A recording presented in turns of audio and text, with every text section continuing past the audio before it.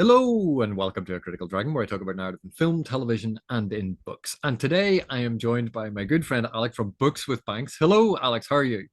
Hello, I'm doing great. Thank you so much for having me on today. And the reason I have shanghaied you for this particular discussion is I wanted to talk about presentism because I've been on a sort of not really a crusade, maybe a slightly minor getting grumpy about stuff, about some of the issues that can plague us as modern readers. And one of them that creeps up quite frequently is this concept of presentism. And this is a term and concept that was borrowed from history and the study of history and now is everywhere. But I think it applies to literature. And given your uh, background in history as well as your knowledge of literature, I thought this would be a good conversation to have with you. Thank you. Yeah, I love talking about presentism, historical theory, and any kind of way to connect historical theory to what I'm reading. So, yeah. Well, if I could prevail upon you then, how would you explain what presentism is and the potential, not always, but the potential negative impacts it could possibly have? So, specifically within history, I would say presentism is this problem where when a scholar is looking back at the past and trying to figure out what happened, what, certain actors' motivations might have been, um, or groups of people, why they may have behaved in certain ways. Presentism is the problem that the historian has when they can't separate their modern day, present day influences on their thinking and their critiques of history from what the people back then must have been thinking about. Or just simple things like if a historian today knows about things like the internet and knows about a lot of, I don't know, just much faster communication.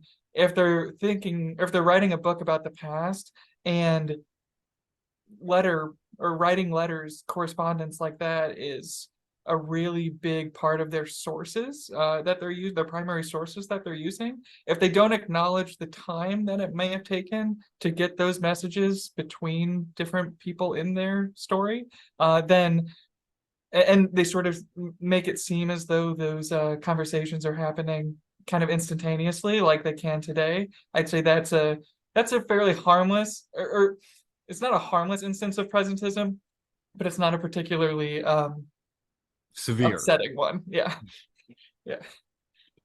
Because I think that one of the issues that I see sometimes in presentism with readers and looking at literature, quite often literature that is, let's just say, slightly older, not printed last week. And it is an almost smug moral judgment about the position that the author was in the past, where they just weren't as smart as us, they weren't as morally upright as us. And it's applying our modern day values as if they should have existed at that time. When you go, but that could have been aspirational for that time. But if we think about it from our position today, that would be as if someone 30 years from now is looking back on today going, well, they should have known that eating meat was bad. And like all of these people were eating meat all the time. This is disgusting and evil. And oh, you can't trust anything that they say. And don't read that book. That book's disgusting because it depicts people eating meat.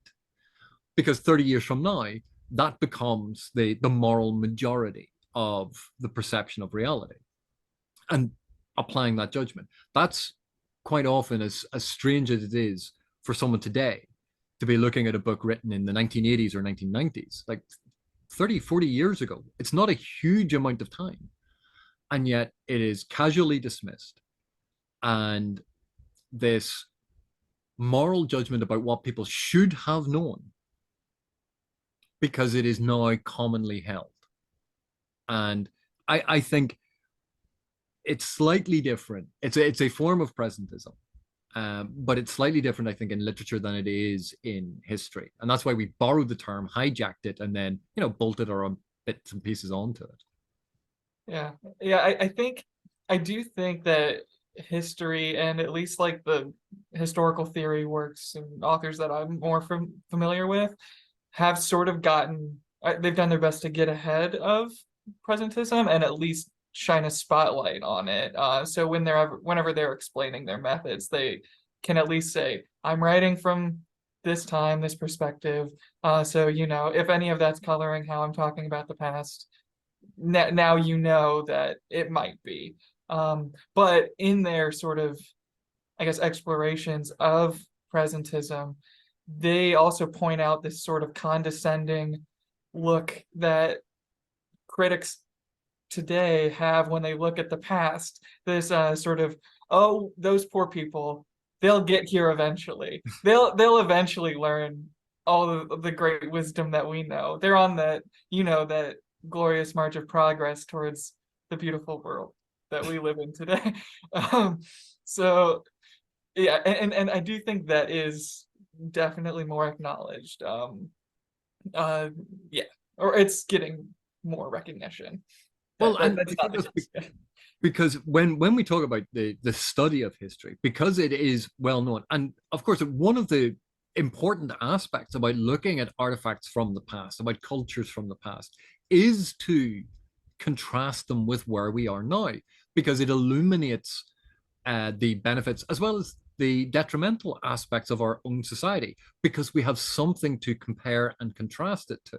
That it's incredibly useful, but it's that taking that view almost and projecting it onto the past and being dismissive or casually dismissive or um, judgmental about the past because they do not have the knowledge and position that we have now. And I think that can cause us to misread, misunderstand, and potentially not learn the important things about the different cultures and cultural artifacts from the past that we have access to. Oh yeah, I totally agree. And I think I'm trying to think of I I guess a way that I've seen in my like just about a year on BookTube, that I've seen presentism sort of just around in this space is uh, a lot in reviews, and this is something I could work on myself, but just acknowledging other books that were being written around the same time that whatever is being reviewed is being talked about, and what other conversations are happening at the time that the book came out, at the time that the review's coming out. Those sorts of things could go a long way in I don't in getting rid of the problematic side of presentism, because it's not all bad, or like looking through the lens of the present is not a necessarily bad thing. Yeah, it's not inherently bad. I mean, it does have that really important function of allowing us to see the present in contrast to something else. But it's when I think that view becomes all encompassing and there's no longer a consideration of the past time period, the past culture, or what is being investigated in that area, where that's not being considered anymore, only its deficiencies in contrast to where we are now. And I think that that can lead to misunderstandings and misreadings. And like an example of this, the science fiction novel Brave New World Yeah, is, you love it. know, early 20th century, what, 1930, give or take, in around Mhm. that time period. I don't memorize all of these things, but I know it's in and around the 1930s. And Huxley obviously is critiquing the British Empire. It's a dystopia. And there's a damning indictment of the British Empire, this colonial power. And of course, one of the things that he points out is the character Bernard travels from the world government, from his society, which is this dystopia, to the reservation, the savage reservation, and he is dismissive. He is racist. The whole description of how the savages are kept is, you know, quite shocking to the modern reader. And you're like, oh well, that's just racist. And you're like, yes. Have you seen the history of the British Empire? Have you Mhm. seen how the richest elite of the British colonial powers would go for jaunts to India, jaunts to various African countries, would go on safari, would go on these trips, and they treated the locals as if they were tourist props, there for their entertainment. That's being critiqued by this because the person having those views is the person that is part of this dystopia, the thing that you're meant to be going, it looks all shiny and wonderful, but it's rotten to the core. And that's what Huxley was doing. But people misread it and go, oh, well, this is just racist. Instead of looking at why Huxley put that in and why he had it attached to a dystopia, because this is bad. We shouldn't do this. Like, that's actually in the text. But there's this misunderstanding. Oh, well, Huxley was English. Huxley came from a good family. He was clearly one of the elite. You know, that's a lot of assumptions being made about Huxley and his political views. And also, like, is that suggesting he lacks the creative ability to imagine what life is like not being from those positions? Like, And and again, it's people dismiss it. Oh, it's a book of its time. Oh, it was written in a different time, and they didn't know any better. And that dismissal has always rubbed me slightly the wrong way because I go, you're not dealing with what is actually in the text, which is a critique of this, which is pointing out that this is bad. Like, because you could take that and you could put it in the modern day and talk about people who uh, go to a far-flung, strange land for them, and they have their Instagram photo of them posing with the indigenous tribes person in the background using a traditional method to make clay pots, and oh, let me get my selfie with this. You go, that that is exactly the same behavior that Huxley was criticizing, and it is relevant to today.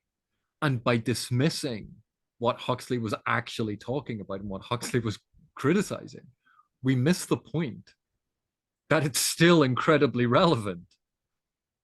And that's part of what frustrates me with this attitude, because presentism is a singular lens.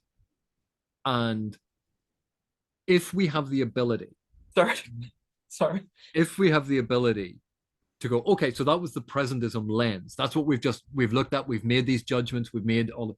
Now let's look at it from a different lens, looking at examining the source material on its own grounds, on its own merits, to see what it is actually saying. And then we have these two different readings. And we can start then to understand the text because we've seen it from different perspectives and it's highlighted different things. And that is so incredibly useful when it comes to understanding, when it comes to reading literature. But if we only use presentism, that that can lead to a very skewed perception of text. Yeah, I totally agree, and I think I like what you said about how using presentism as one, and then on the other end, a different point of view, and with history, a term like historicism could be used for that, which is, when the historian tries their best to place themselves in that time period and ignore everything of the present day. Now, I personally would argue it's impossible to ignore all of our present day biases, and so there's no like actual. It's kind of like that old historian's dream of the objective truth and just working with the sources, and it's all science. History is definitely science. That's the only way that they'll let us continue teaching this at universities. But history definitely has moved on from that. So we know that, yeah, no historian can actually know what it was like to be there. There's always going to be something from, there's always going to be a presentism or presentist angle to what they're talking about. But as long as the historian is aware of their present day biases and acknowledges those in the text, the article, or whatever they're writing, and also acknowledges maybe some of the more creative guesswork they're taking, trying to place themselves in the shoes of people back in whatever century they're talking about, then I think you get a much more interesting conversation. And yeah, Yeah, and I think that with literature that helps as well. And of course, it all depends on why we are reading. If we're reading solely for entertainment, and what entertains you is not necessarily going to be the same as what entertains me. If we are reading for different views of the world, that's a different thing. If we're reading to be challenged and to have our points of view challenged, that is a different reason to read. If we're reading to have confirmation that we are morally upright and that our views are the correct views, and that the literature we read should reinforce that we are right, again, that might be why you want to read. And that is going to be rewarded by a certain type of text and not rewarded by other texts. And particularly with fantasy, fantasy runs into a couple of problems. And one is, historically, fantasy was written by a particular type of author in a particular style that espoused particular values to a greater or lesser extent. And to a greater or lesser extent is important here because yeah, not all fantasy did. And certainly there were a number of brilliant fantasy authors who do not conform to the stereotype that I believe a lot of people would be picturing in their brain right now.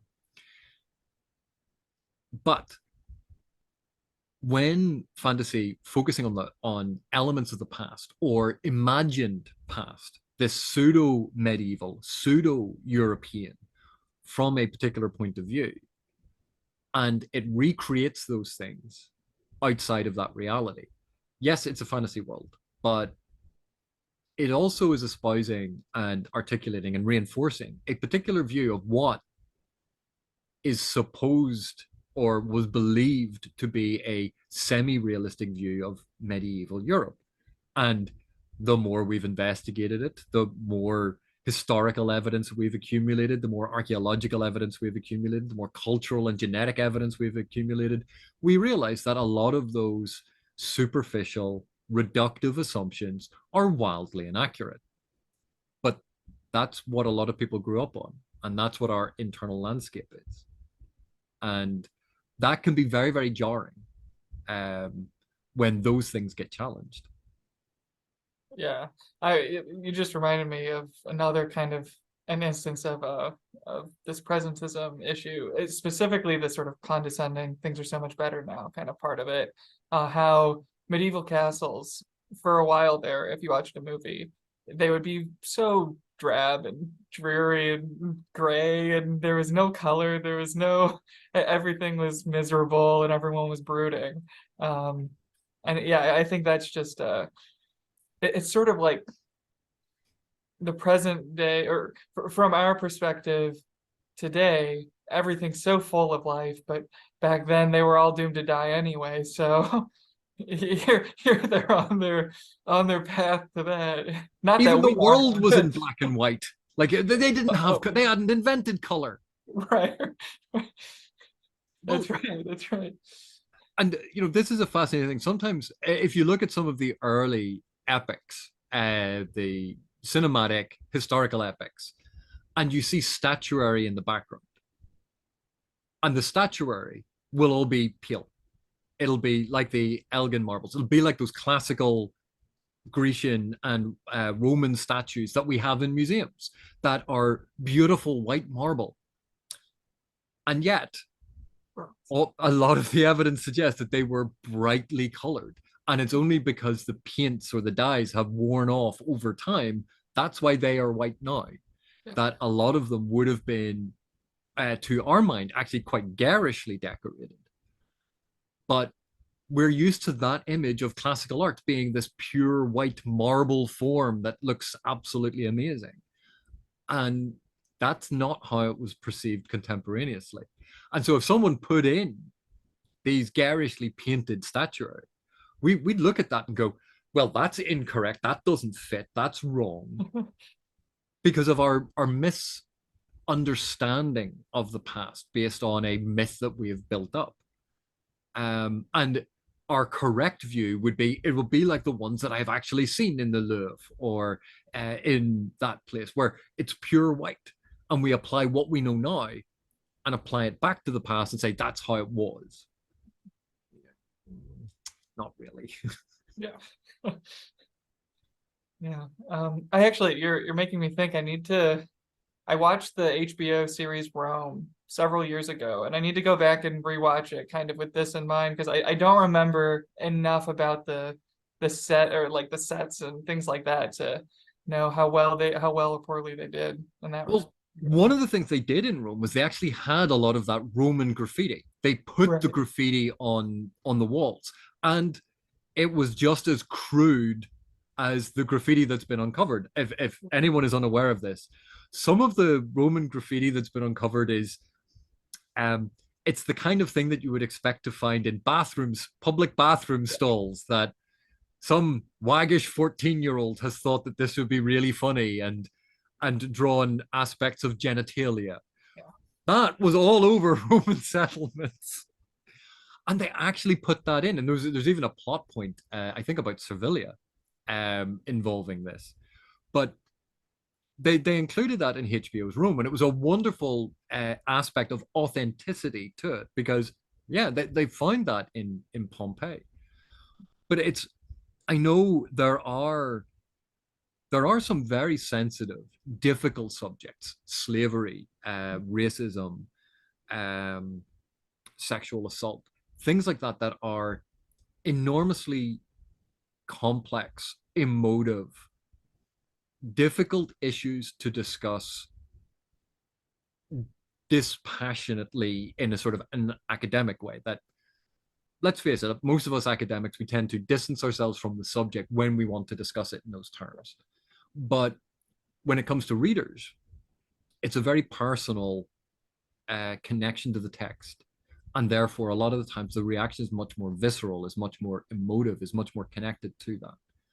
And that that can be very difficult to process in terms of reading texts that exhibit these things.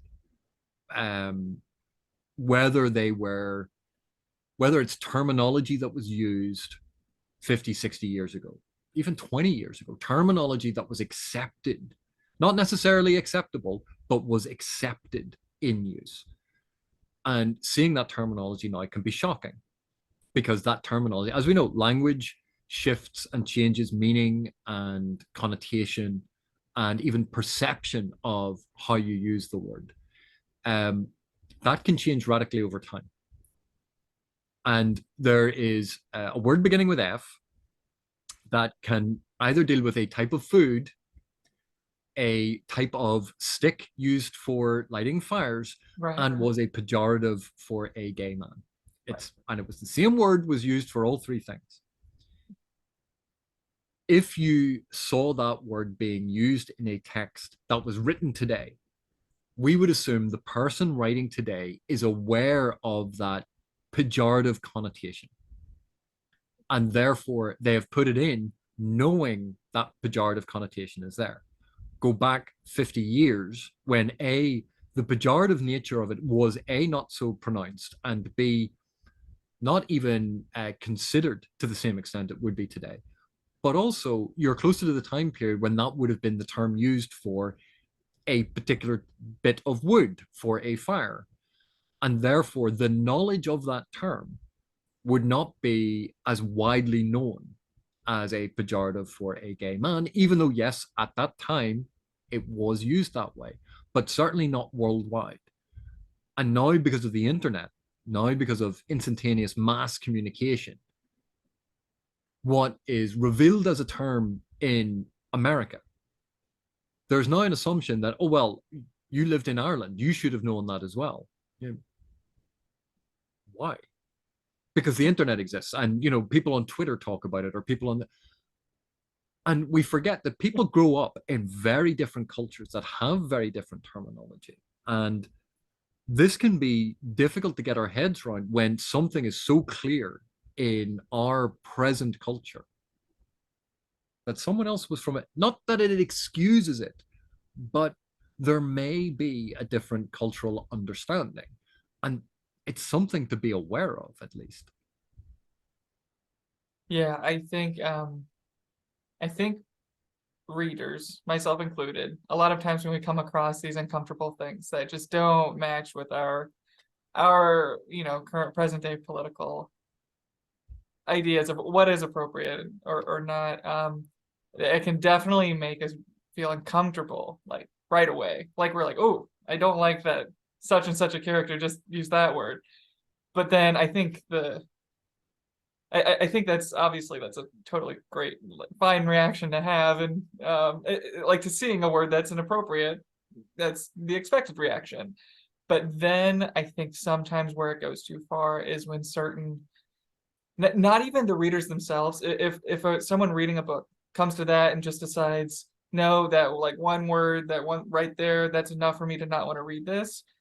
I don't even necessarily think there's anything wrong with that. I mean, people read what you want to read and what you're comfortable with. But when they start suggest or like warning people off from the book, like sure, maybe mention that it's there, but when they start talking about it as like, oh, don't read this because the author is okay with X, Y, and Z, or is okay with using X, Y, and Z in their books. That's sort of where I think it's sort of, there's a missed opportunity to keep reading and kind of think more critically about why the characters are saying or are using that word. And particularly if a character is using terminology or engaging in a thing that we vehemently disagree with, is the character a hero? Is the character a villain? By the end of the narrative, have they been punished for this behavior? Um and I know it's the old cliche to go back to using Nazis in this sort of discussion. But when you look at Schindler's List, Oscar Schindler was a member of the Nazi Party. He was a Nazi. And in order to tell that story, Schindler's Ark, which Steven Spielberg adapted into Schindler's List, but in order to tell that story, there are some grim, distressing, horrendous, horrific things depicted. And the people perpetrating it, you can see that they think that they're right to do it. It uses horrendous language. It shows us the most inhumane things.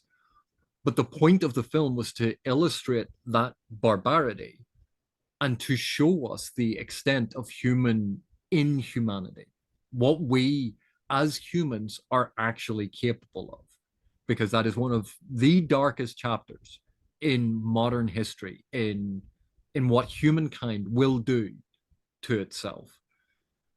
And that's depicted, but you wouldn't accuse the film of being anti-Semitic, and you certainly wouldn't accuse Steven Spielberg of being anti-Semitic for depicting these things, for depicting characters that enjoyed doing these things, for depicting characters that were cruel and callous. And you go, of course not, because it was depicting this horrendous thing to show us its its horror. And with something like Schindler's Ark, I think a lot of us can understand that. But when it comes to something more removed, we can find, oh, well, that is ableist language. Right. But you do get that this guy is not meant to be a good guy. Right. Um, and and again, it's this, yes, to be aware of, and yes, it can upset people, and people have every right not to read it or not want to read it, and that's fine. But there can be, I think, a lack of nuance in how we approach these things, that we say, oh, well, it just shouldn't be there. And that, I think, is part of the issue with presentism, that it is sometimes blinding us to really complex depictions of things that really we might need a better understanding of, to understand the human condition, to understand the darkness as well as the light that makes us all up, and how everyday common people can be nice and cheery and wonderful and monsters at the same time. That humanity is extraordinarily complex. And if we only have the correct way of saying things, if we only have the correct stories being told, that that can be limiting. And again, everyone has every right not to read, to not like, to not want to see these things, and that is fine. But as soon as that becomes a moral judgment about the type of story that can be told, then I think we're treading a very fine line toward a type of censorship I don't think any of us would be that okay with. Uh, I I kind of have a few different ways I could go from that. So you haven't read the Outlander books, have you? Or No, but I have seen part of some of the TV show. okay, okay. I'm So aware of the premise, but I'm not necessarily aware of specific instances. uh, I think when it comes to characters saying uncomfortable things or having interesting views on a lot of these sensitive topics like slavery and sexual assault and things like this, um, and racism. I think Diana Gabaldon deserves a lot of credit for how she handles these situations because she's writing through the perspective of a woman from the 1940s living in the 1740s. And so like even her main character's modern day point of view is pretty is decades ago to us, and there's so many things that were considered appropriate for that protagonist in the 40s, just ways to think about the world. And I mean there's a kind of an older man from China in one of the books, and some of the terms and kind of the way that she refers to him, it's very racist by today's kind of idea of what racism is, and we know now that her behaving that way or in using those terms then could have been harmful back then as well. But I think it's really interesting. That's just kind of one example of how Gabaldon provides such an interesting opportunity with the whole time travel thing, to look at an issue like that. And I think it would be sad if somebody just said, "Oh no, my protagonist just used a term I don't like, and so far I've liked this character up to this point. I'm going to stop reading." I think that that would be a shame because there's such a fun conversation to be had about.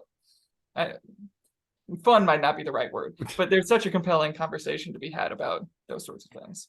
Yeah, and again, it's not to say that people have to accept horrendous things, because again, like we said, like, you read for your own reasons. You're reading for certain things, and if that's your line in the sand, then that's your line in the sand. But if we then say that other people have to abide by our line in the sand,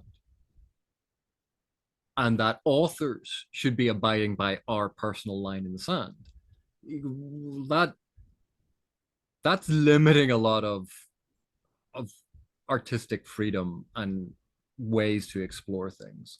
One of the books that I thought was absolutely fascinating was Time's Arrow, Martin Amis, because I don't know if you've read it, but Yeah.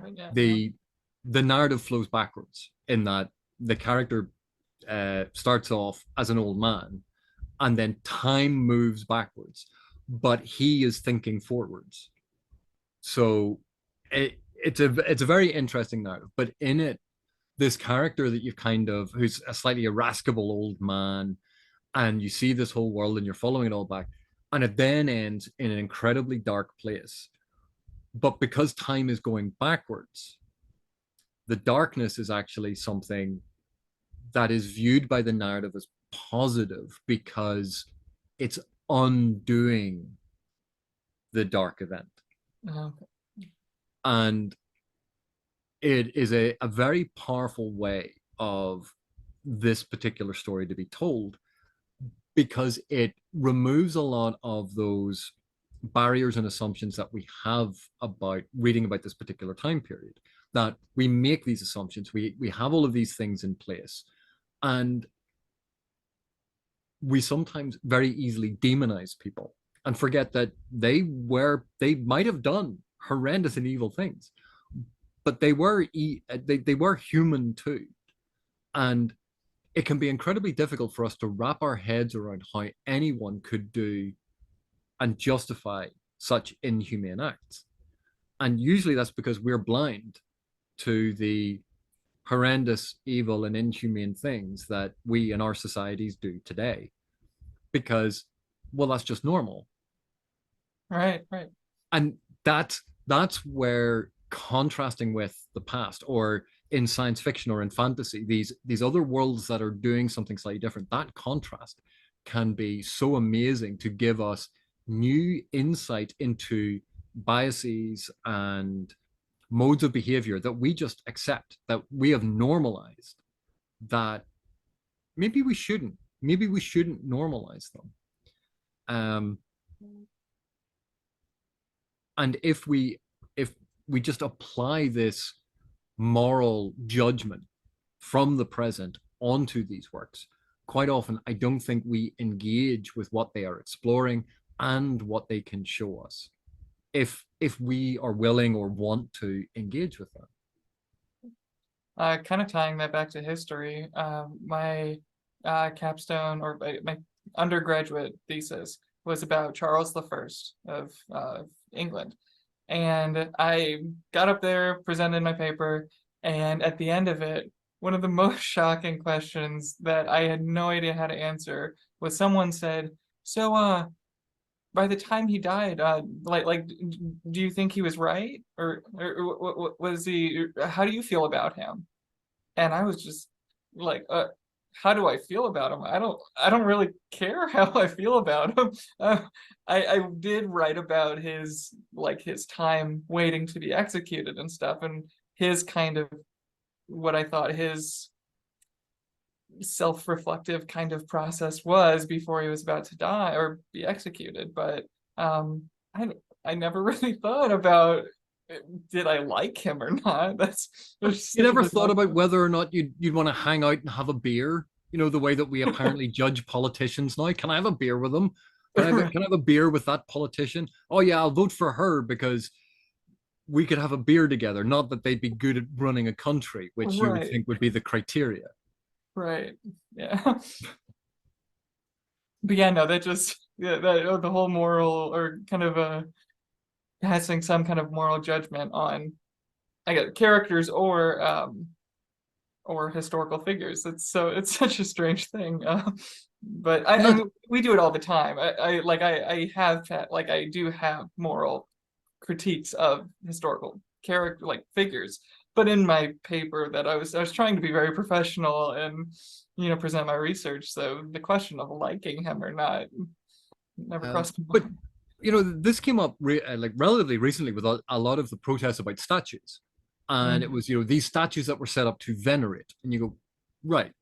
Well, looking at the person that this statue is made of, maybe we don't want to venerate them, but they are part of our history. So let's put them in a museum somewhere yeah, because it's part of history. And if we don't know how people venerated people in the past and the things that they said, oh, this is what made them great, that is revelatory about the time and culture when the statue was made or why it was kept that way. These are important. It doesn't mean that we have to venerate them. And moving them into, oh, let's put all of these ones in this one garden and go, all of these statues are of people that we no longer approve of, right. but they were important figures in history. Here's a valuable history lesson. Here's something interesting. Um, but it's again, it was the I can understand people being annoyed. Going, I don't want to attend a college that has this big statue of this person who basically made their fortune on the slave trade. I don't want to be associated with that.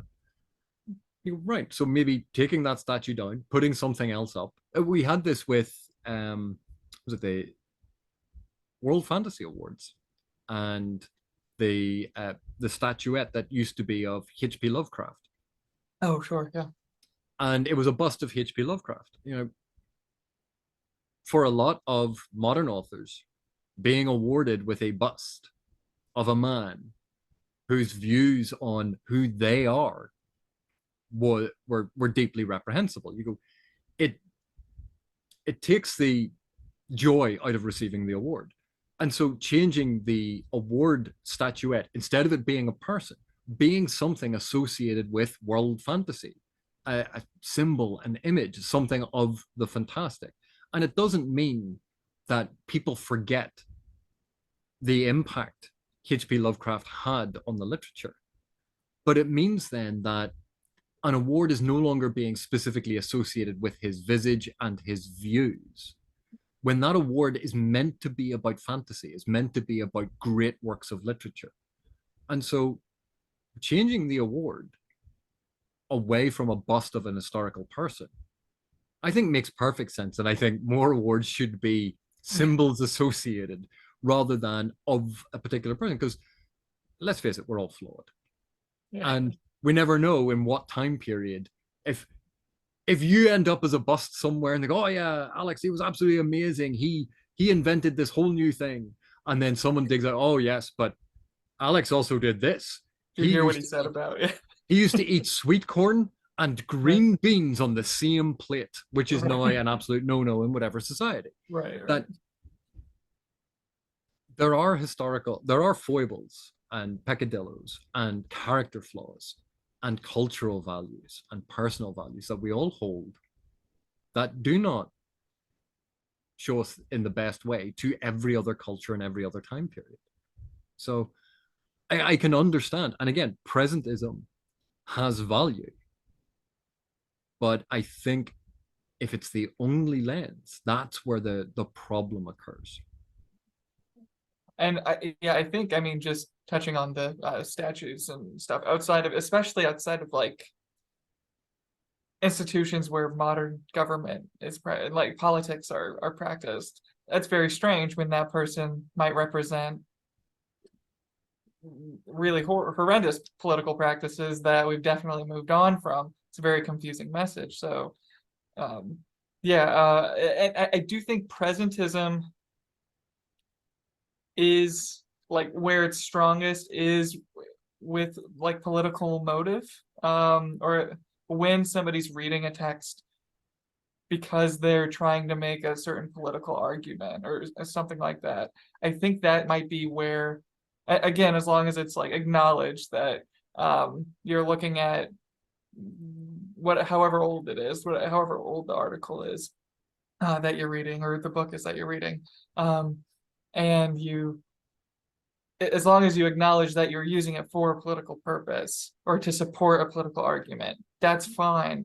And I do think presentism is good there because you're, acknowledging a firm argument that's, I don't know, that's appropriately fitting into the current political discussions that are happening in whatever country you're in.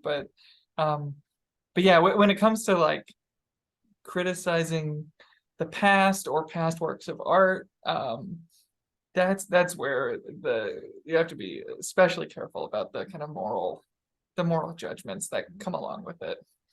Yeah, and particularly what always surprises me is that the how many modern readers um, espouse death of the author. And it's my interpretation of the text, and then they read a text and they go, "That author was racist." And you run that past me again. So you've interpreted this thing, and you're now attributing it to an author whose intentionality that you're deliberately denying even exists. Um, because you've seen this thing and you're not actually engaging with the time period in which it was written, the texts that surrounded it, the genre in which it was written, the political affiliations and views of the particular author, their biographical history and what they did. You're jettisoning all of that information because you're sure of your personal interpretation of the text that the author, the actual person from history, is this thing. Fascinating. Yeah. And that is one of the dangers of, well, at least I think it is one of the dangers that presentism can cause us to run into, which is not engaging with what the text is actually doing, not engaging with the things that the text was engaging with, particularly if it is an older text. That the construction of genres or the literary landscape or the artistic landscape at that time was different to now. And so assumptions we make could be radically inaccurate because we're making assumptions based on our knowledge of the genre or time period or culture as it is now, not as it was then. And that can lead us down a very strange path and far away from some of the most interesting interrogations of text. Yeah. Well, I think we've rumbled on about this Yeah. long enough, unless you have a burning issue to discuss in relation to this, Alex. I don't think so. Well, maybe I should say something that might make some of my um some people from my grad school days chafe a little bit. I think that acknowledging presentism and trying our best, at least in one part of whatever historical thing you're writing, or whatever research you're doing. I think acknowledging presentism and trying to creatively sort of imagine your take on a historical event without present day biases, I think brings a lot of history work much closer to creative fiction than maybe a lot of other historians would say. But that might be a little bit one of my more wild takes.